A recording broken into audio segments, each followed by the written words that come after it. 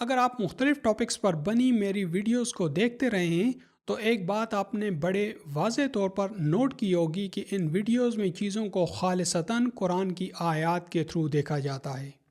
قرآن reality, حقیقت یا سچ کی تلاش میں سرگرداں ایک شخص کو اصل حقیقت کو اتنے زاویوں سے دکھاتا ہے کہ اگر نہ ماننے کی ہٹ درمی یا انسانی لکھی کتابوں یا فرقہ بندی کی ضد نے دل کا راستہ نہ روک رکھا ہو اور وہ باتوں کو سن کر ان کو پرکھنے والا ہو تو وہ سچائی کو بڑی آسانی سے دیکھ سکتا ہے۔ اس لیے چیزوں کے بارے میں اصل حقائق جاننے کے لیے جب تک آپ انہیں قرآن کے لینس سے نہیں دیکھیں گے تو آپ کی نظر اس چیز کے صرف ایک دو پہلو ہی دیکھ پائے گی اور آپ اسے ہی پوری ریالٹی سمجھنے کی غلطی کر بیٹھیں گے، اور شیطان اسی لوپ ہول یا کمزور لمحے کی طاق میں لگا بیٹھا ہوتا ہے، اور یہی وہ چیز ہے جو اس نے انسان پر اپنے وار کرنے کی پلاننگ بتاتے ہوئے اللہ کے سامنے ڈکلیئر کی تھی۔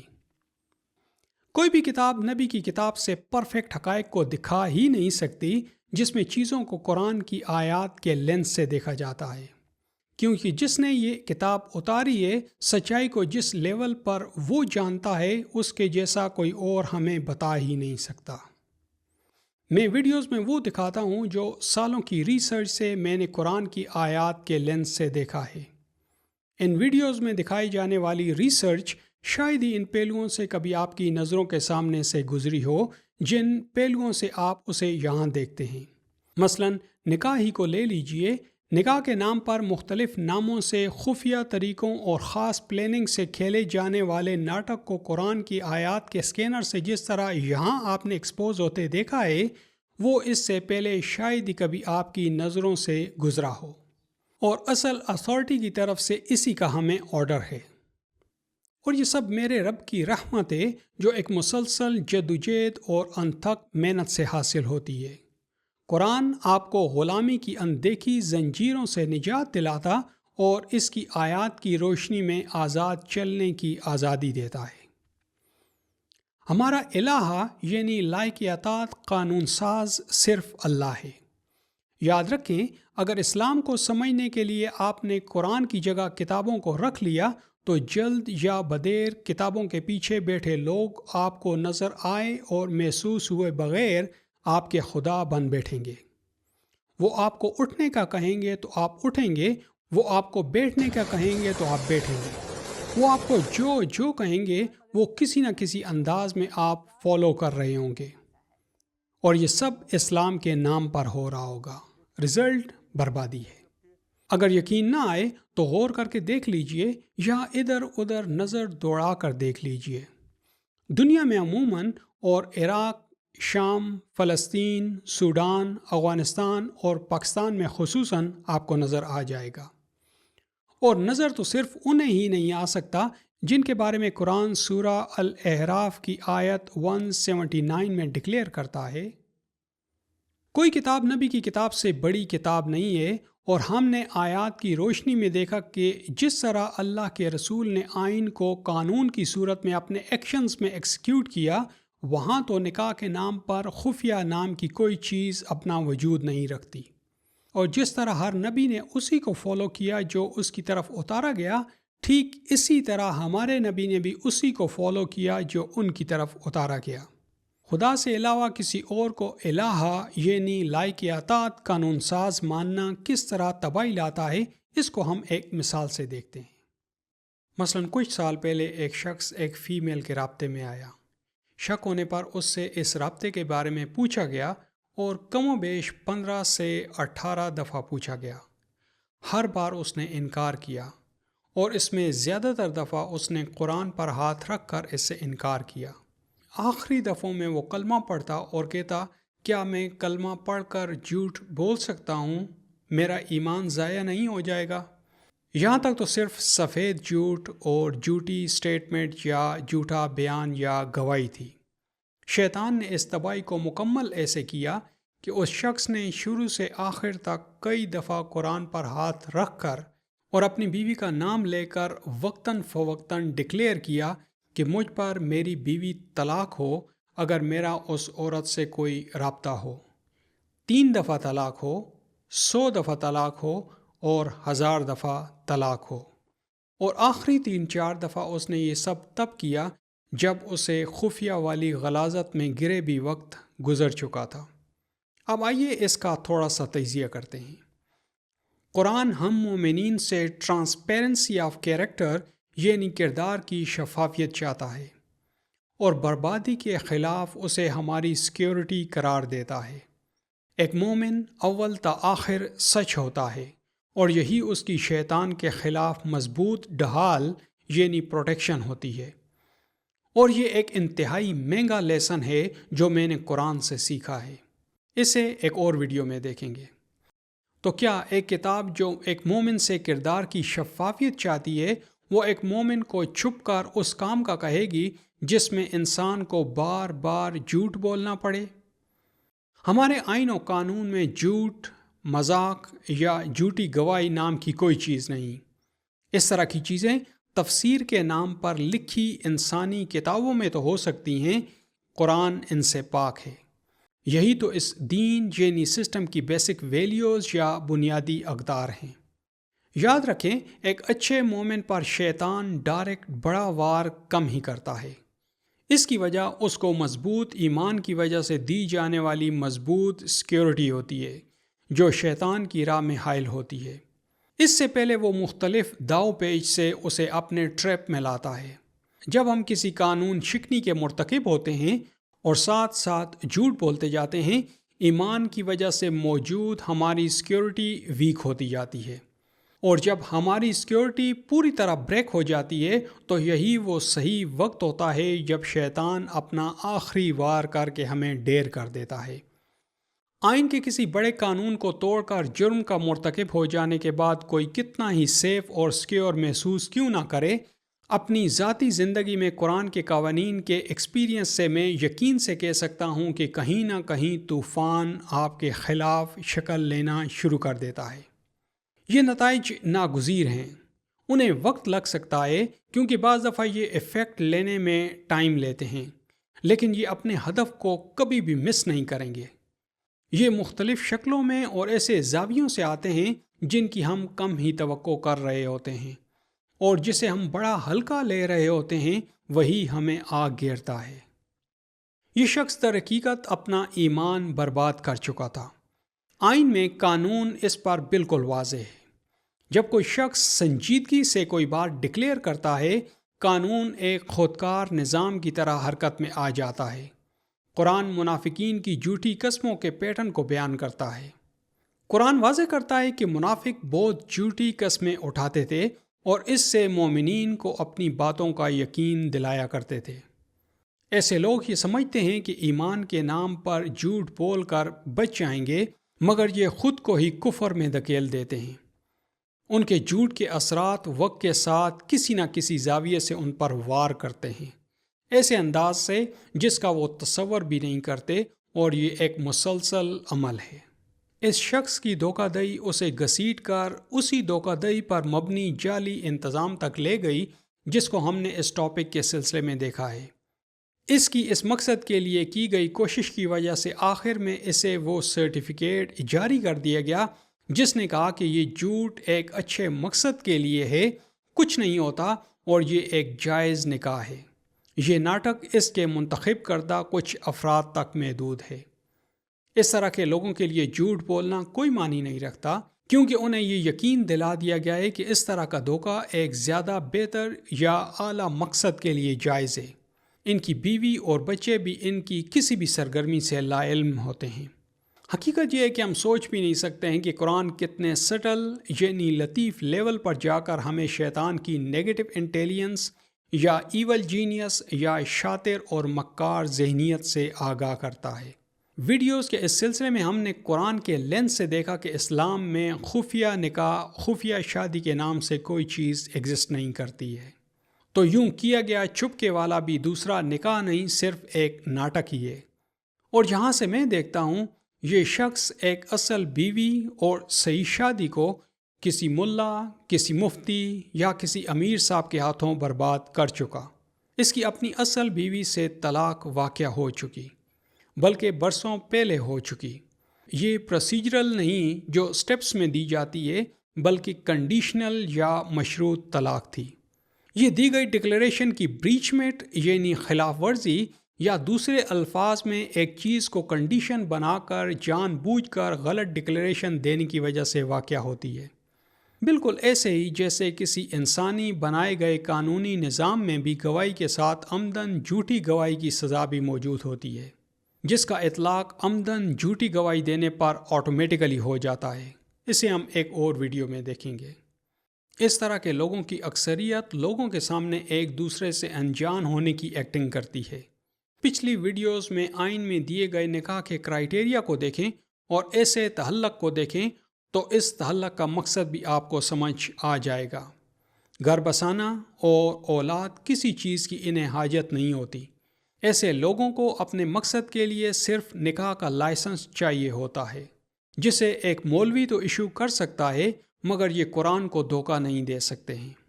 قرآن نہ صرف اسے بڑی اچھی طرح پہچانتا بلکہ اس کو قانون سازی کے تھرو بلاک کرتا ہے، جیسا کہ اس سلسلے میں ہم نے دیکھا۔ آئیے دیکھتے ہیں کہ پارٹ 3 میں ہم نے اس طرح کے تعلقات کے بارے میں کیا کہا تھا۔ انسانی فطرت میں موجود یہ شر انگیز پہلو ابھی اس دور کی پیداوار نہیں ہے، بلکہ یہ تو ہمیشہ سے انسانی نفسیات کا حصہ رہے ہیں۔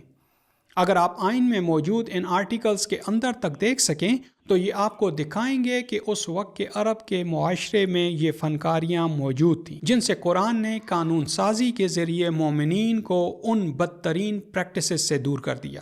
آج بھی آپ کو کتابوں کو اس طرح فالو کرتے لوگوں کو جیسے انہیں قرآن کو فالو کرنا چاہیے کہتے سن سکتے ہیں کہ متع اور یہ پریکٹس اور وہ پریکٹس اسلام میں پہلے حلال تھیں پھر منع کر دی گئیں۔ اس طرح کے دعوے قرآن کی فطرت سے ناواقف شخص ہی کر سکتا ہے۔ دوسرے الفاظ میں اس کا مطلب ہوگا زنا پہلے حلال تھا پھر منع کر دیا گیا۔ نہیں، بلکہ جہاں زنا سلیم انسانی فطرت سے ہٹ کر ایک واضح خلاف ورزی تھی اور ہے، وہیں متع اور مسیار اور خفیہ نامی چیزیں انسانی فطرت میں موجود مکار اور منافقانہ پہلوؤں کا قانونی روپ کا لبادہ اوڑھ کر چالاکی سے کیے جانے والے واروں کے عملی اظہار کے صرف الگ الگ نام ہیں۔ ان میں سے اسلام کی نظر میں کچھ بھی قانونی کبھی بھی نہیں تھا۔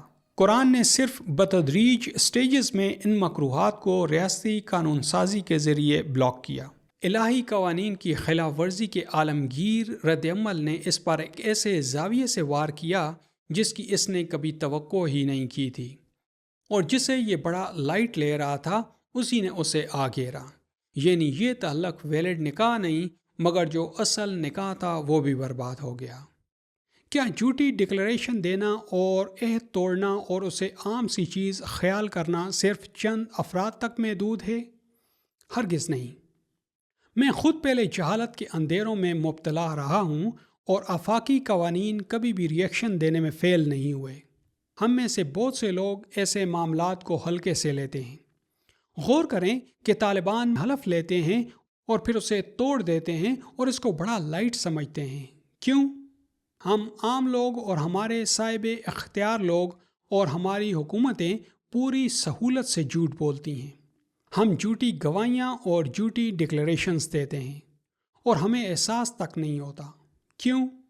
کیونکہ انسانوں کے مرتب کردہ اس مذہبی لٹریچر جسے احکامات الہی سمجھ کر جس پر ہماری پرورش کی جاتی ہے نے اسلام کے نام پر جھوٹ بولنے، وعدہ خلافی کرنے اور حلف توڑنے جیسے سنگین جرائم کی بھڑکتی آگ کو خود ساختہ فتووں اور کفارے کا رنگین چولا پہنا کر نیچے بھڑکتی آگ کے شعلوں کو بدلتے رنگوں کے ایک خوشکن نظارے میں بدل کر ہمارے لیے دل لگی کا سامان کر دیا ہے۔ آپ دیکھیں گے کہ انفرادی اور اجتماعی طور پر اپنے اپنے ملکوں میں اور ملکوں سے باہر جہاں بھی ہمیں موقع ملے ہم اسی سے اپنی دل لگی کا سامان کرتے ہیں اور اسے دوسروں تک پہنچانے کو بھی اپنا فریضہ سمجھتے ہیں اور اپنی دانست میں اسے ذہانت اور علم تصور کرتے ہیں۔ جہاں دین کا نمائندہ بن کر ایک شخص اپنی کتاب میں لکھے کہ بعض دفعہ جھوٹ بولنا واجب ہو جاتا ہے، تو جن لوگوں کے لیے قرآن نہیں ایک عام آدمی اسلام ہو تو پھر بولے گئے الفاظ میں جھلکتی یہ ذہنیت ہمارے ایکشنز میں عمل کی صورت میں آپ کو ریفلیکٹ ہوتی نظر آئے گی۔ مگر دوسری طرف آفاقی قوانین بھی بد انتظامی، بے چینی، ذلت اور رسوائی کی صورت میں آپ کو مسلمانوں کے لیے اپنا ریئیکشنز دیتے نظر آئیں گے۔ قرآن اپنے قوانین کے خلاف اپنائے گئے الٹ رویے کو کتنی سنجیدگی سے لیتا ہے، اسے ہم اپنی ایک اور ویڈیو میں ایکسپلور کریں گے۔ لیکن سوال یہ ہے کہ کیا ہم اتنے ہی بولے ہیں کہ صرف ان لوگوں کے کہنے پر سب مان لیتے ہیں؟ اس کا جواب ہے نہیں۔ قرآن خود اس کا جواب فراہم کرتا ہے، جس کو ہم آئندہ کسی ویڈیو میں ڈسکس کریں گے۔ کوئی بھی سنجیدہ نظام یہ برداشت نہیں کرتا کہ اس کے ساتھ مذاق کیا جائے۔ قرآن اپنے سسٹم کے بارے میں بھی اس پہلو کو پوری طرح واضح کرتا ہے۔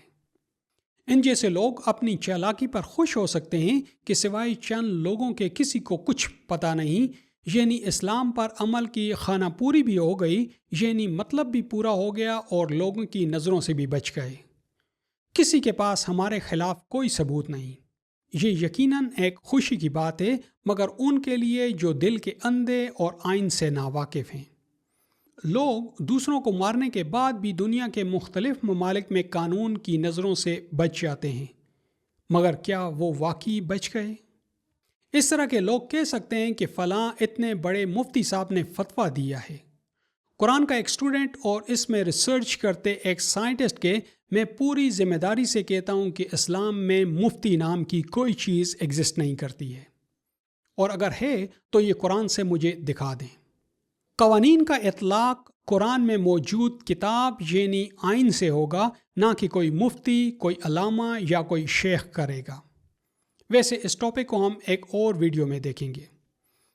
کچھ لوگ یہ استدلال کر سکتے ہیں کہ طلاق اس طرح نہیں ہوتی، یا یہ کہ خفیہ نکاح جائز ہے۔ میں انہیں قرآن سے واضح ثبوت فراہم کرنے کی دعوت دیتا ہوں۔ میں واقعتاً اسے اپریشیٹ کروں گا، لیکن اگر جو میں دیکھ رہا ہوں وہ درست ہے تو ہمیں یاد رکھنا چاہیے کہ خدائی قوانین سائنٹیفک لاز کی طرح ہیں، جنہیں اگر آپ نے مس ہینڈل کر دیا تو اس کے بعد انہیں پھر سے سیٹ کرنے کے لیے ایک پروسیجر یعنی توبہ یا قانونی تلافی ہے، اور بعض کیسز میں یہ ایک تکلیف دہ پروسیس ہوتا ہے۔ مگر اگر کوئی اس سے انکار کر دے تو اس سے بھی خطرناک بات یہ ہے کہ قیامت کی زندگی میں کوئی دوسرا موقع بھی نہیں ہے۔ چلیں چھوٹی سی ایک اور مثال دیکھتے ہیں۔ آپ کو انٹرنیٹ سے ایسے کلپس مل جائیں گے جہاں مرد یا عورت کسی مولوی صاحب سے میسج کے ذریعے پوچھتی ہے کہ وہ گناہ کے ڈر سے چھپ کر نکاح کر سکتے ہیں۔ اب آپ اس سوال میں موجود سوال کو دیکھیں اور آئین میں موجود نکاح کے کرائیٹیریا کو دیکھیں، جواب آپ کو مل جائے گا۔ مگر وہ مفتی صاحب کہتے ہیں کہ ہاں کر سکتے ہیں۔ میں ان مولانا صاحب سے پوچھنا چاہوں گا کہ چپکے کی یہ رولنگ یعنی قانونی حکم آئین سے لے رہے ہیں یا اپنی کتابوں سے؟ اگر ان کی کتابوں سے ہے تو ٹھیک ہے، لیکن اگر یہ کہیں کہ آئین سے ہے تو میں پوچھوں گا کہ آئین سے یہ رولنگ آپ نے کس طرح انٹرپریٹ کی ہے۔ یاد رکھیں، آنکھیں بند کر لینے یا بات کسی مفتی یا مولوی صاحب پہ ڈالنے سے ریالٹی بدل نہیں جاتی، وہ اپنی جگہ برقرار رہتی ہے، بلکہ گھڑی کی ہر ٹک دی گئی مہلت کے عرصے میں سے کچھ واپس لے لیتی ہے۔ اللہ اپنے قانون کے بارے میں کتنا سخت ہے، اس کا اندازہ آپ قرآن میں انبیاء کو دی جانے والی وارننگ سے لگا سکتے ہیں۔ انسانی لکھی کتابوں میں حقیقت نہیں، سبز باغ دکھائے جاتے ہیں۔ ہمارے ذہنوں میں ایک اور غلط فہمی یہ ڈال دی گئی ہے کہ ہم یہ سب اچھی نیت سے کرتے ہیں۔ قرآن نیت نہیں، لاز پر انسسٹ کرتا ہے۔ جب ہم کسی بھی لا یعنی قانون کو توڑتے ہیں تو دنیا میں بھی اس کی ایک قیمت چکانی پڑتی ہے۔ جتنا بڑا کرائم اتنی بڑی قیمت، اور جھوٹ تباہی کی ماں ہے۔ تاریخ کی کتابوں میں بھی ہمارے نبی کی زندگی سے ایک واقعہ موجود ہے کہ بڑے بڑے گناہوں میں مبتلا ایک شخص جب آپ کے پاس آیا تو آپ نے اسے جھوٹ بولنے سے منع فرمایا، باقی جرائم پھر وہ کر ہی نہیں سکا۔ نبی کا نام لے لے کر باتیں کرنے والے، پھر اس کے باوجود نکاح کے نام پر مختلف کھیل رچانے والے اس شخص کو اگر صرف نبی کی طرح جھوٹ بولنے سے منع کر دیتے۔ آپ دیکھیں گے کہ جب بھی آپ نکاح کو آئین میں درج ضوابط کے طریقہ کار کے تحت اپروچ کریں گے تو آپ ان ساری بھول بھلائیوں سے بچ جائیں گے۔ بعض لوگوں سے آپ یہ سٹوری بھی سنتے ہوں گے کہ ہم نے سنا ہے کہ بیوہ چھپ کر نکاح کر سکتی ہے، تو میرا سوال ہے کہ قرآن کے بعد تو کوئی کتاب نہیں اتری اور نبی کے بعد کوئی نبی نہیں آیا، تو پھر کس سے سنا ہے؟ قرآن سے دلائل انہی کے خلاف تو دیے ہیں جنہوں نے اسلام جیسے پریکٹیکل نظام زندگی میں اپنی کہانیاں بنا رکھی ہیں۔ اگر قرآن سے بہتر کوئی اور کتاب ہے تو ثبوتوں کے ساتھ پیش کر دیں، میں اسے مان لوں گا۔ آئین میں بیوہ کو اپنی مرضی سے نکاح کی آزادی دی گئی ہے، نہ کہ اس آزادی کو اپنی مرضی سے چھپ کر استعمال کرنے کی آزادی۔ اس سے پہلے قرآن کے نکاح کے بارے میں قانون سازی پر مشتمل پہلوؤں کو آپ نے اتنی ڈیٹیل میں نہیں دیکھا ہوگا۔ کیا اتنی ڈیٹیلز جان لینے کے بعد بھی کوئی اس طرح کے کاموں میں انوالو ہوگا؟ جن کے لیے قرآن قانون ہے اور جو پورے خلوص سے سچائی کی تلاش کرتے ہیں، وہ یقیناً نہیں۔ اور ہدایت دینا اللہ کے اختیار میں ہے، نہ کہ کسی انسان کے۔ مگر جو ریئلائز کر لے اور اس کی قانونی تلافی کر لے اور اپنے آپ کو سدھار لے تو یہی بہتر بھی ہے اور سمجھداری کا تقاضا بھی۔ یہ ہمارے معاشرے کے اس مذہبی لٹریچر کے پوروں سے بنی کہانیاں ہیں جسے احکامات الہی جان کر جن پر کسی نہ کسی طرح ہماری پرورش کی جاتی ہے۔ قرآن سے ہمارا تعلق ایک لفظ کے بدلے صرف 10 نیکیوں تک ہے، اس لیے ہم ضرورت ہی محسوس نہیں کرتے کہ دیکھیں کہ آئین کیا کہتا ہے۔ سادہ انسانی فطرت اندر سے ہمیں وارننگ بھی دے تو ہم یہ سوچ کر اس سے کان بند کر لیتے ہیں کہ اتنے بڑے بڑے لوگ ویسے ہی یہ سب بتا رہے ہیں۔ قرآن بڑے چھوٹے یا وضع قطع کو انسانوں کے بیچ فرق کا معیار نہیں بناتا، بلکہ سچائی تک اپروچ کا سٹینڈرڈ مقرر کرتا ہے۔ اوپر دی گئی مثالوں میں یہ لوگ اپنی آنکھوں پر پٹی باندھ کر بھلے ہی اسے رات سمجھیں اور اپنے عمل کو حق گمان کریں، حقیقت اپنی جگہ اسی طرح قائم ہے۔ کون ٹھیک کہہ رہا ہے اور کون غلط؟ چلیں انتظار کرتے ہیں۔ اس ویڈیو کے آخر میں چاہوں گا کہ آپ اس عیسائی اسکالر کے الفاظ کو سنیں۔ رب کے کلام میں موجود پیغام کی روح کو اس سے بہتر میں نے آج تک کبھی نہیں سنا۔ اپنا قیمتی وقت دینے کے لیے آپ کا بہت بہت شکریہ۔ When you listen to that which is other than God, then you have started on the road of the cardinal sin, which is setting up a rival or a partner with God. Polytheism. Here's something that didn't create nothing, now directing God's creation. How do you think God feels?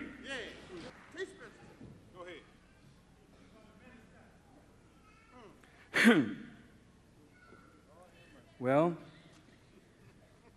he who creates you is the legal, lawful, proper authority to give direction to our life. And nothing in creation has the right to supersede God in giving instruction to his creation. Nothing. Yes, sir. Not the government. Yes, sir. Not the president. Yes, sir. Not the pope. Yes, sir.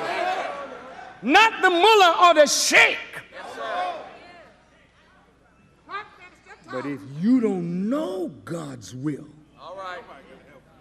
then somebody can play God That's right. and mess up your life.